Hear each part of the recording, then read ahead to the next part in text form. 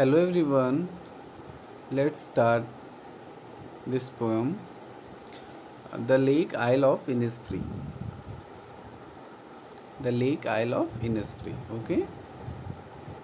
So this beautiful poem is written by William Butler Yeats, जिनको हम short में WB Yeats भी कहते हैं. There are some difficult words here. Wattles means twisted stick for making fences and walls. तो गांव में जो हम छप्पर बनाते हैं, कुटिया बनाते हैं, उनमें जो छोटी छोटी स्टिक्स जैसे बम्बू, वुड है ना, ऐसे जो स्टिक्स छोटे छोटे लट्ठे यूज़ किए जाते हैं उनको हम वेटल्स बोलते हैं. Glade means clearing, open space. And linnet is a type of bird that is brown and grey with a short beak. Okay, so let's start explanation. This well-known poem explores the poet's longing for the peace and tranquility of Innisfree. Innisfree is a place. I hope no, there is no picture. Actually, it is a type of place where there is a lake. है ना, lake is written here.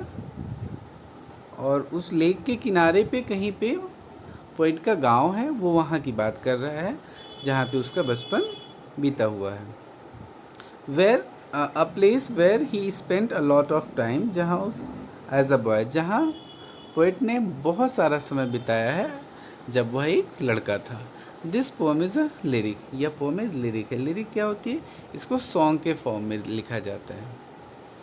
Okay. I'll arise and go now and go to Innisfree, and a small cabin built there of clay and wattles made 9 bean rows will I have there, and hive for the honeybee, and live alone in the bee loud glad. Okay, I'll arise. Here arise means stand up and go now. और मैं तुरंत जाऊँगा. मैं उठूँगा और तुरंत जाऊँगा. कहाँ? And go to Innisfree. Innisfree में जाऊँगा.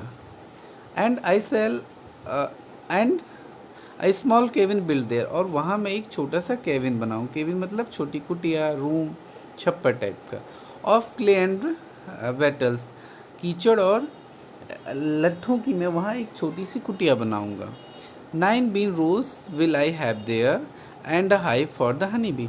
वहाँ मैं बीन्स की पंक्तियाँ उगाऊँगा, 9 रोज़ उगाऊँगा जिससे वहाँ मुझे खाने के लिए कुछ मिले. और a hive for the honeybee, और वहाँ शहद के लिए मधुमक्खी का छत्ता भी होगा. And live alone in the bee loud glad, और मक्खियों की भनभनाहट में, आवाज़ में मैं उस खुले जगह पे अकेले रहूँगा. ठीक है.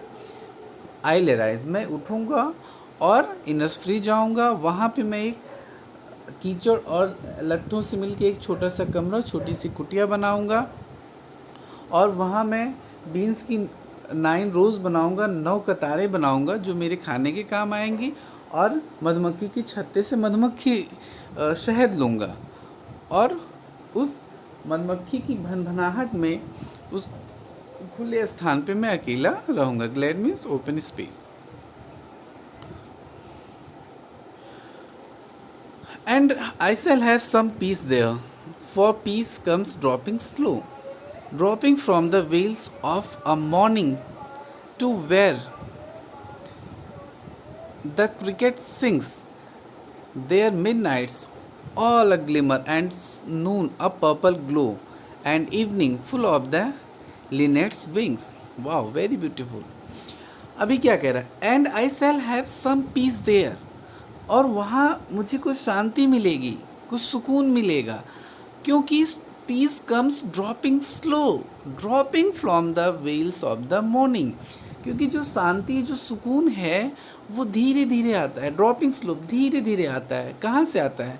From the wheels of the morning, सुबह की घूंघट से.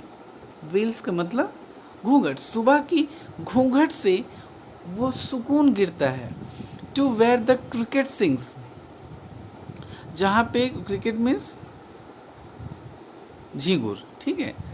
तो जहाँ पे झींगुर गाते हैं, झींगुर it is a type of insect जो हमेशा आवाज़ करता रहता है.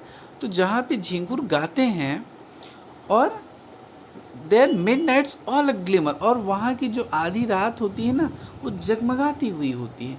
जब किसी शांत जगह पे जाइए, आप इमेजिन कीजिए वो सीन कि सामने बड़ी सी झील है, पेड़ पौधे हैं, खुली जगह है, ग्रीनरी है, रात में चांद खिला हुआ है, एकदम खुला चांद दिख रहा है और उसकी रोशनी जगमगा रही है, पानी में भी चारों तरफ उसकी रोशनी जगमगा रही है। And known of purple glow, और जो दोपहर होती है ना उसकी जो चमक होती है, जो उजाला होता है, वो उन घास फूस झीलों से टकरा के जैसे एक पर्पल कलर का ग्लो देता है। And evening full of the linnet's wings, और जो शाम है ना वो लिनेट्स पक्षियों के पंखों की आवाज़ से भरी होती है। यानी जब पंछी शाम को अपना काम करके, खाना चुन करके, खाना ले करके अपने घोंसलों में जा रहे होते हैं, उस टाइम उनके पंखों की जो आवाज़ होती है ना वो पूरे शाम को बहुत सुंदर बना देती है। बहुत अच्छा पैराग्राफ, सॉरी बहुत अच्छे स्टैंजा है, मैं इसको रिपीट करता हूँ। And I shall have some peace there, और मुझे वहाँ कुछ शांति मिलेगी, क्योंकि जो शांति है वो धीरे धीरे आती है। कहाँ से आती है? सुबह की घूंघट से आती है। यानी जब सूरज निकलता है ना तो और उजाला होता है तो ऐसा लगता है जैसे किसी दुल्हन ने घूंघट उठा दिया हो। ठीक है, तो सुबह की घूंघट से सुकून मिलता है। और किसे सुकून मिलता है? कि सुबह जब झींगुर गाते हैं उनके गानों से मिलता है। रात में जब उजाला चारों तरफ फैल जाता है चांदनी रात का, उससे सुकून मिलता है। और वहाँ की जो दोपहर होती है ना वो उसकी जो उजाले होते हैं, उसका जो प्रकाश सूर्य का होता है वो सबसे टकरा करके ऐसा लगता है पर्पल कलर दे रहा है, तो उससे सुकून मिलता है। And evening full of linnet's wings, और जब लिनेट्स पक्षी अपना खाना ले करके अपने घोंसले में जा रहे होते हैं शाम के टाइम, तो उनकी पंखों की फड़फड़ाहट से सुकून मिलता है। I will arise and go now, मैं उठूँगा और तुरंत जाऊँगा। For always night and day, और हमेशा दिनों रात। I hear the lake water lapping, मैं उस झील के पानी की टकराने की आवाज़ को सुनूंगा, थपेड़ों को सुनूंगा, पानी के थपेड़ों को सुनूंगा। With low sounds by the shore, जो किनारों से टकरा करके धीमी आवाज़ करते हैं। While I stand on the road वे, जब मैं सड़क के किनारे खड़ा होता हूँ। और ऑन द पेवमेंट, या मैं फुटपाथ पे खड़ा होता हूँ। पेवमेंट में फुटपाथ, सड़क पे किनारे जो चलने के लिए ईंट का या पत्थर का बना दिया जाता है उसको फुटपाथ कहते हैं। तो जब मैं फुटपाथ पे खड़ा होऊंगा या रोड साइड खड़ा होऊंगा तो जो उस लेक की का जो पानी है वो किनारों से टकरा के जो हल्की हल्की आवाज़ करेगा ना उसको मैं सुनूंगा। I hear it in the deep heart score, और मैं इसको ऐसे नहीं सुनूंगा, मैं उसको दिल की गहराइयों से सुनूंगा। Okay, so here our poem is complete, very beautiful poem related to nature. Here, the poet wants to indicate that there is peace, there is comfort in peaceful life, in village side, in countryside. However, city life, town life, where there are so many vehicles, so many buildings, factories, etc., there is no peace and comfort at all. That's all for today. Thank you.